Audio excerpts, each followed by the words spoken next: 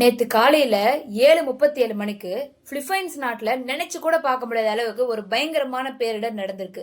Richter அளவுகோல்ல கிட்டத்தட்ட 7.8 தீவிரத்தோடு ஒரு mega நிலநடுக்கம் அடிச்சிருக்கு. சுருக்கமா சொல்லணும்னா இந்த 2026ஆம் வருஷத்திலேயே உலகத்துல மிக மோசமான நிலநடுக்கம் இதுதான் சொல்றாங்க. எல்லாரையும் கலங்க வச்ச விஷயம் என்ன தெரியுமா? நேத்து தான் அங்க சம்மர் ஹாலிடேஸ் முடிஞ்சு ஸ்கூல் திறந்த ஃபர்ஸ்ட் டே.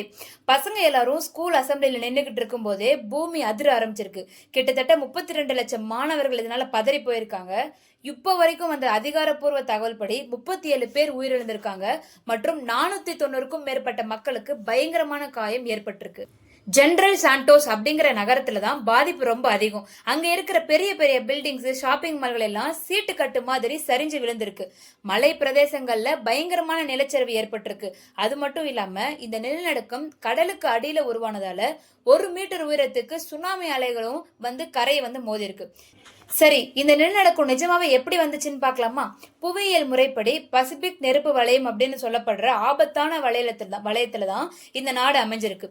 நேத்து என்னாச்சுன்னா, கடலுக்கு அடியில கிட்டத்தட்ட 33 கிலோமீட்டர் ஆழத்துல இருக்கிற கொபாட்டோ ட்ரெஞ்ச் அப்படின்ற ராட்சச பாறைகள், அதாவது டெக்டானிக் பிளேட்ஸ் ஒன்னோட ஒண்ணு திடீர்னு பயங்கரமா மோதிச்சு.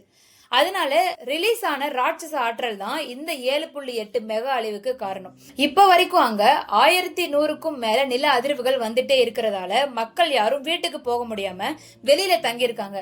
பிலிப்பைன்ஸ் மக்கள் இந்த துயரத்திலிருந்து மீண்டு வர நம்ம எல்லாருமே பிரார்த்தனை செய்வோம். இந்த மாதிரி உலக நடப்புகளை உடனுக்குடன் தெரிஞ்சுக்க மறக்காமல் நம்ம சேனலை ஃபாலோ பண்ணுங்க. தேங்க்யூ.